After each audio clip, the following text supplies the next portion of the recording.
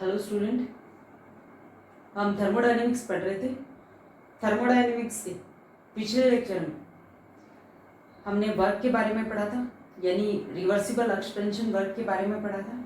आज हम बात करेंगे इंटरनल एनर्जी और एंथैल्पी के बारे में, यानी किसी भी सिस्टम की इंटरनल एनर्जी क्या है, एंथैल्पी क्या है।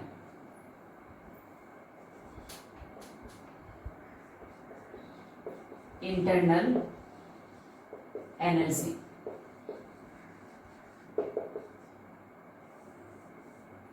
इंटरनल एनर्जी क्या होती है? देखिए, किसी भी सिस्टम की इंटरनल एनर्जी से तात्पर्य है कि सिस्टम में उपस्थित सब्सटेंस के मॉलिक्यूल के, यानी सिस्टम में उपस्थित सब्सटेंस के मॉलिक्यूल के ट्रांसलेशनल, रोटेशनल और वाइब्रेशनल मोशन के कारण उत्पन्न ऊर्जा और इलेक्ट्रॉन और न्यूक्लियस से रिलेटेड ऊर्जा को कंबाइंडली उस सिस्टम की इंटरनल एनर्जी कहते हैं। यानी कि कोई भी सिस्टम जो है उसके अंदर जो सब्सटेंस के मॉलिक्यूल है वो ट्रांसलेशनल, रोटेशनल, वाइब्रेशनल मोशन करते हैं, तो उससे रिलेटेड एनर्जी और उस सिस्टम में इलेक्ट्रॉन और न्यूक्लियस से रिलेटेड जो एनर्जी है, यानी इलेक्ट्रॉनिक एनर्जी है, उसको कंबाइंडली हम क्या कहते हैं उस सिस्टम की इंटरनल एनर्जी कहते हैं। इंटरनल एनर्जी जो होती है उसको ई या फिर यू से रिप्रेजेंट करते हैं। यानी इंटरनल एनर्जी क्या होती है? किसी भी सिस्टम में प्रेजेंट सब्सटेंस के मॉलिक्यूल की translational energy, rotational energy, vibrational energy और इलेक्ट्रॉनिक एनर्जी होती है। यानी इन एनर्जीज को कंबाइंडली क्या कहते हैं? किसी भी सिस्टम की इंटरनल एनर्जी कहते हैं। ये जो इंटरनल एनर्जी होती है, यानी सिस्टम की जो इंटरनल एनर्जी होती है वो एक स्टेट फंक्शन होती है। यानी कि मैं कह सकती हूँ कि सिस्टम की जो इंटरनल एनर्जी होती है वो सिस्टम की फाइनल और इनिशियल स्टेट पे ही डिपेंड करती है। ये इस बात पे डिपेंड नहीं करती कि सिस्टम इनिशियल स्टेट से फाइनल स्टेट में किस प्रोसेस के थ्रू या किस पाथ के थ्रू पहुंचा। जब ये जो इंटरनल एनर्जी जो है वो एक स्टेट फंक्शन है, तो इसका जो डिफरेंशियल जो आता है वो एग्जैक्ट डिफरेंशियल होता है। यानी कि एग्जैक्ट डिफरेंशियल से क्या मतलब है? देखिए, इंटरनल एनर्जी जो होती है वो टेम्परेचर और वॉल्यूम पे डिपेंड करती है। यानी हम कह सकते हैं इंटरनल एनर्जी टेम्परेचर और वॉल्यूम का फंक्शन होती है। ठीक है, तो जब सिस्टम एक स्टेट से दूसरी स्टेट में गया, तो फर्स्ट स्टेट में मान लीजिए सिस्टम का टेम्परेचर T1 था और वॉल्यूम V1 था, और सेकंड स्टेट में सिस्टम का टेम्परेचर T2 हो गया और वॉल्यूम का हो गया V2 हो गया। फर्स्ट स्टेट में सिस्टम की इंटरनल एनर्जी E1 थी और सेकंड स्टेट में सिस्टम की इंटरनल एनर्जी क्या हो गई? E2 हो गई। तो जब सिस्टम एक स्टेट से दूसरी स्टेट में गया तो इंटरनल एनर्जी चेंज, यानी डेल E इक्वल टू हम क्या लिखेंगे? E2 माइनस E1, यानी फाइनल स्टेट की internal energy minus initial state की इंटरनल एनर्जी। तो ये जो इंटरनल एनर्जी चेंज आया है, ये वॉल्यूम चेंज के कारण भी आया है और टेम्परेचर चेंज के कारण भी आया है। ठीक है, तो हम ये पर्टिकुलर ज्ञात करने के लिए, यानी टेम्परेचर की वजह से कितना वेरिएशन आया इंटरनल एनर्जी में और वॉल्यूम की वजह से इंटरनल एनर्जी में कितना चेंज हुआ है, ये ज्ञात करने के लिए क्या करेंगे? एक बार एक वेरिएबल को कांस्टेंट रखेंगे और दूसरे के सापेक्ष इंटरनल एनर्जी में चेंज देखेंगे, और दूसरी बार सेकंड वेरिएबल को कांस्टेंट रख के फर्स्ट वेरिएबल के सापेक्ष इंटरनल एनर्जी में चेंज देखेंगे। यानी कि जैसे सिस्टम फर्स्ट स्टेट में T1 टेम्परेचर था, V1 वॉल्यूम था, हमने क्या किया? टेम्परेचर को कांस्टेंट रखा, तो टेम्परेचर T1 ही रहा, वॉल्यूम क्या हो गया? V2 हो गया। सेकंड कंडीशन में मैंने क्या किया कि टेम्परेचर को वेरी होने दिया और वॉल्यूम को क्या कर दिया? कांस्टेंट कर दिया। ठीक है, तो इस तरह से हम, यानी कि एक वेरिएबल को कांस्टेंट रखा, ये जैसे कि यहाँ टेम्परेचर को कांस्टेंट रखा और वॉल्यूम के सापेक्ष इंटरनल एनर्जी में चेंज देखा, फिर वो जो टेम्परेचर था उसको वेरी होने दिया और वॉल्यूम को कांस्टेंट रखा, तो टेम्परेचर के सापेक्ष इंटरनल एनर्जी में चेंज ज्ञात किया। तो इस तरह से हम पर्टिकुलर वेरिएबल के सापेक्ष इंटरनल एनर्जी में चेंज याद कर सकते हैं। ये तभी पॉसिबल है जब जो फंक्शन है वो एक क्या होना चाहिए, स्टेट फंक्शन होना चाहिए, ठीक है। स्टेट फंक्शन होना चाहिए यानी कि जो क्वांटिटी है, वो जो इंटरनल एनर्जी है वो क्या है, वो ओनली स्टेट सिस्टम की इनिशियल और फाइनल स्टेट पे डिपेंड करती है, सिस्टम के पाथ पे डिपेंड नहीं करती है, ठीक है। तो इसका एग्जैक्ट डिफरेंशियल कैसे लिखेंगे, डी ई इक्वल टू लिखेंगे del E upon del T at constant volume D T, यानी कांस्टेंट वॉल्यूम पर टेम्परेचर के सापेक्ष इंटरनल एनर्जी में चेंज प्लस कांस्टेंट टेम्परेचर पर वॉल्यूम के सापेक्ष इंटरनल एनर्जी में चेंज का जो योग आएगा वो टोटल इंटरनल एनर्जी में जो चेंज होगा उसके इक्वल होगा। ये तभी पॉसिबल होता है जब क्या है, जो कोई फंक्शन क्या है अगर स्टेट फंक्शन है तभी पॉसिबल होता है। अगर पाथ फंक्शन हुआ तो देखिए इसमें और इस प्रोसेस के दौरान देखिए पाथ इसकी कंपेयर में ये वाला पाथ लंबा हो गया, तो जो डिफरेंशियल निकालेंगे वो दोनों क्वांटिटीज के योग के इक्वल नहीं आएगा, ठीक है। इसलिए पाथ फंक्शन का जो डिफरेंशियल होता है वो इनएग्जैक्ट होता है।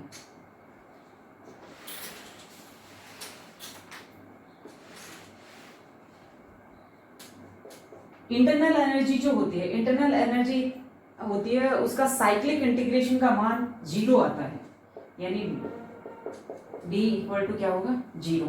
देखिए साइक्लिक प्रोसेस में मैंने बताया था, साइक्लिक प्रोसेस क्या है, साइक्लिक प्रोसेस का मतलब है जब सिस्टम जो होता है वो वेरियस पाथ से होता हुआ वापस अपने इनिशियल स्टेट में आ जाता है, यानी कि साइक्लिक प्रोसेस में सिस्टम की फाइनल और इनिशियल स्टेट एक ही होती है, इसलिए जितने भी स्टेट फंक्शंस जो है उनमें चेंज क्या होगा, साइक्लिक प्रोसेस के दौरान 0 होगा। तो इंटरनल एनर्जी का साइक्लिक इंटीग्रेशन का मान क्या आएगा, 0 आएगा। इंटरनल एनर्जी जो होती है, इंटरनल एनर्जी किसी भी सिस्टम की एक्सटेंसिव प्रॉपर्टी है, ठीक है, यानी कि इंटरनल एनर्जी जो होती है वो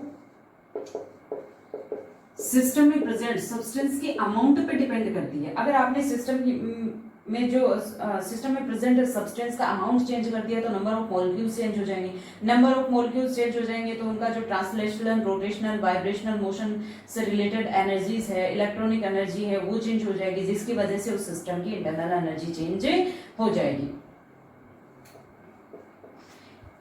इंटरनल एनर्जी जो होती है इसका वास्तविक परिमाण ज्ञात नहीं किया जा सकता, यानी कभी भी हम E का मान ज्ञात नहीं कर सकते हैं, हम ओनली इंटरनल एनर्जी में चेंज ज्ञात करते हैं, यानी डेल E ज्ञात करते हैं, किसी भी सिस्टम की डेल E ज्ञात करते हैं, यानी सिस्टम एक स्टेट से जो अनदर स्टेट में गया तो इंटरनल एनर्जी चेंज कितना हुआ ये ज्ञात कर सकते हैं, लेकिन इंटरनल एनर्जी का वास्तविक परिमाण ज्ञात नहीं किया जा सकता। ये जो इंटरनल एनर्जी चेंज होता है वो पॉजिटिव भी हो सकता है और इंटरनल एनर्जी चेंज नेगेटिव भी हो सकता है, ठीक है। यानी कि अगर सिस्टम सराउंडिंग से हीट अब्सॉर्ब करता है तो सिस्टम का इंटरनल एनर्जी चेंज जो होगा वो धनात्मक होगा, यानी पॉजिटिव होगा, और अगर सिस्टम सराउंडिंग में हीट रिलीज करता है तो सिस्टम का इंटरनल एनर्जी चेंज क्या होगा, नेगेटिव होगा, ऋणात्मक होगा। ये जो इंटरनल एनर्जी होती है इसकी यूनिट होती है जूल या किलोजूल, यानी इंटरनल एनर्जी को जूल या किलोजूल में रिप्रेजेंट करते हैं। इंटरनल एनर्जी जो होती है वो किसी भी सिस्टम, कोई भी सिस्टम है उसमें प्रेजेंट सब्सटेंस के अमाउंट पे डिपेंड करती है, वॉल्यूम पे भी डिपेंड करती है, टेम्परेचर पे भी डिपेंड करती है, प्रेशर पे भी डिपेंड करती है, लेकिन इस बात पे डिपेंड नहीं करती कि सिस्टम एक स्टेट से जब दूसरी स्टेट में गया तो वो किस पाथ के थ्रू गया या किस प्रोसेस के थ्रू गया, ठीक है। नेक्स्ट हम बात करें कि according to first law of thermodynamics Q equal to क्या लिखते हैं, डेल E प्लस W, यानी सिस्टम के द्वारा जो अब्सॉर्ब्ड हीट होगी वो सिस्टम द्वारा सराउंडिंग पर किए गए कार्य और शेष हीट सिस्टम की इंटरनल एनर्जी चेंज के योग के इक्वल होती है। एट कांस्टेंट वॉल्यूम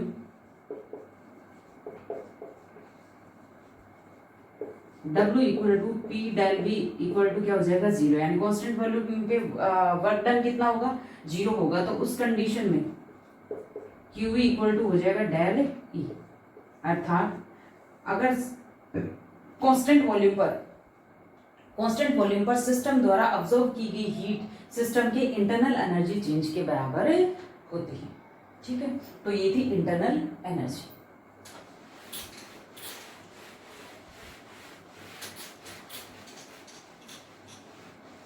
यानी इंटरनल एनर्जी क्या होती है? इंटरनल एनर्जी किसी सिस्टम में उपस्थित सब्सटेंस के मॉलिक्यूल के ट्रांसलेशनल, वाइब्रेशनल, रोटेशनल मोशन के कारण उत्पन्न ऊर्जा और इलेक्ट्रॉन और नाभिक से रिलेटेड एनर्जी को सम्मिलित रूप से उस सिस्टम की इंटरनल एनर्जी कहा जाता है।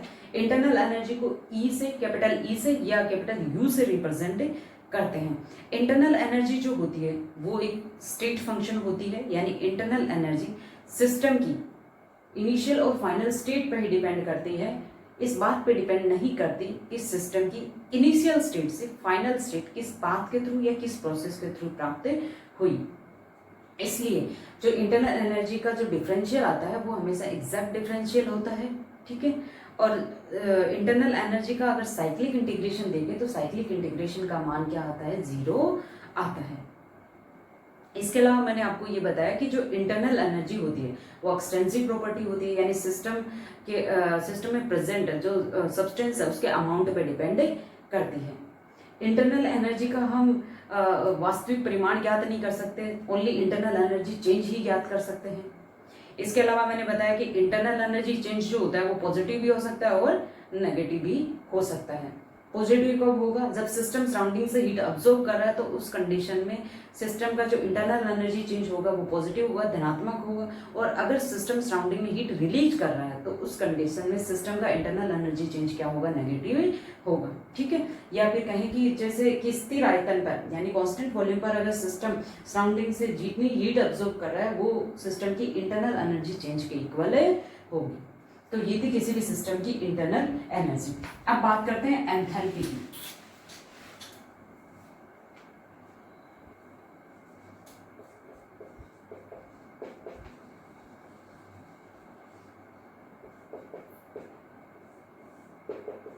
एंथैल्पी क्या होती है?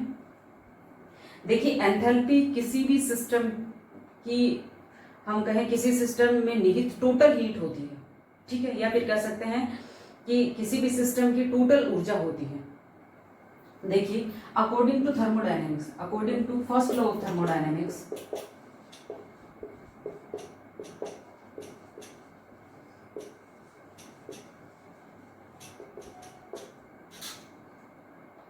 Q इक्वल टू क्या होता है?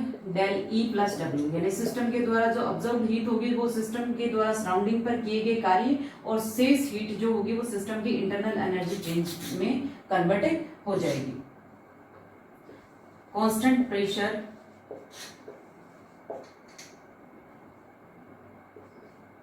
देखिए ज्यादातर जो प्रोसेस होते हैं वो ओपन कंटेनर में होते हैं, यानी कि एटमॉस्फेरिक प्रेशर पे होते हैं, कांस्टेंट वॉल्यूम पर होते हैं। तो कांस्टेंट प्रेशर पे क्या होगा? QP इक्वल टू हो गया, कांस्टेंट प्रेशर पे क्या होगा? QP equal to del E plus P del V। QP equal to होगा E2 minus E1। Del E का मतलब क्या है? सिस्टम की फाइनल स्टेट में इंटरनल एनर्जी और सिस्टम की इनिशियल स्टेट में जो इंटरनल एनर्जी उसका डिफरेंस, प्लस प्रेशर, सिस्टम की फाइनल स्टेट में वॉल्यूम और सिस्टम का इनिशियल स्टेट में जो वॉल्यूम है उसका डिफरेंस क्या होगा? Del V। QP equal to होगा E2 minus E1 PV2 minus PV1।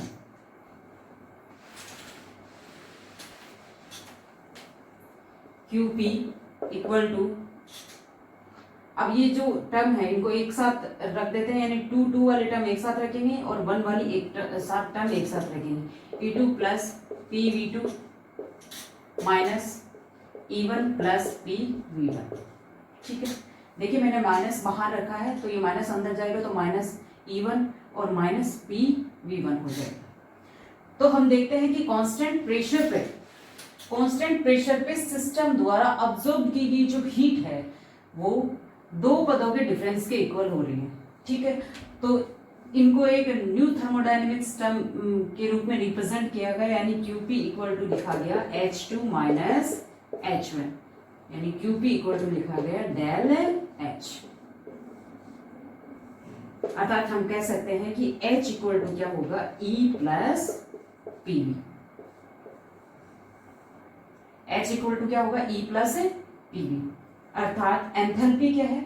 Enthalpy किसी भी सिस्टम में निहित वो कुल ऊर्जा है जो उस सिस्टम की इंटरनल एनर्जी और दाब आयतन गुणनफल के योग के इक्वल होती है। ठीक है, यानी एंथैल्पी जो होती है वो किसी भी सिस्टम की टोटल हीट को रिप्रेजेंट करती है, या फिर कहेंगे टोटल एनर्जी को रिप्रेजेंट करती है, जो इंटरनल एनर्जी और दाब आयतन गुणनफल के योग के इक्वल होती है। या फिर हम ये कह सकते हैं कि कांस्टेंट प्रेशर पर, नियत दाब पर सिस्टम द्वारा जो भी हीट अब्सॉर्ब की जाती है वो अब्सॉर्ब्ड हीट उस सिस्टम की एंथैल्पी चेंज के बराबर होती है।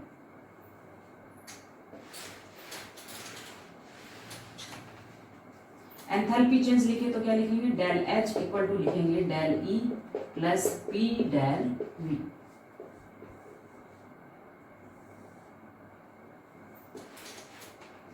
फॉर गैसियस रिएक्शन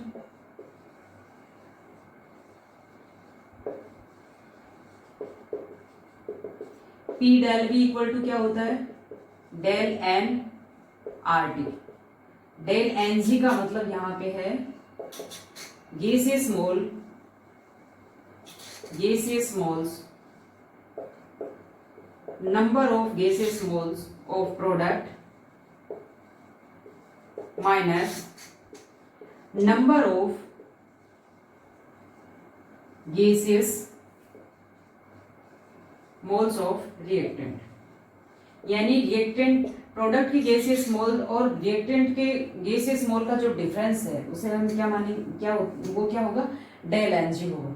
ठीक है, जी फॉर गैस। तो देखिए कि डेल एच इक्वल टू क्या लिखेंगे, डेल एच इक्वल टू लिखेंगे del E plus gaseous reaction के लिए क्या लिखेंगे, डेल एच इक्वल टू होगा del E plus del N G R T. ठीक है, तो डेल एच और डेल ई का मान गैसियस रिएक्शन के लिए ही अलग अलग आता है अगर डेल एन जी का मान 0 नहीं हो। यानी डेल एन जी का मान अगर 0 नहीं है तो उन गैसियस रिएक्शन के लिए डेल ई और डेल एच का मान क्या आएगा, अलग अलग आएगा। यानी इसके अलावा जो भी गैसियस रिएक्शन है जिनके लिए डेल एन जी का मान 0 है, यानी कि जिन गैसियस रिएक्शन में प्रोडक्ट के मोल और रिएक्टेंट की गैसियस मोल की संख्या इक्वल है, तो उन गैसियस रिएक्शन के लिए इंटरनल एनर्जी चेंज और एंथैल्पी चेंज क्या होगा, इक्वल होगा। इसके अलावा सॉलिड स्टेट और लिक्विड स्टेट में भी एंथैल्पी चेंज और जो इंटरनल एनर्जी चेंज होता है वो इक्वल का मान क्या होता है, इक्वल होता है। ठीक है, क्योंकि उनमें वॉल्यूम क्या रहता है, कांस्टेंट रहता है।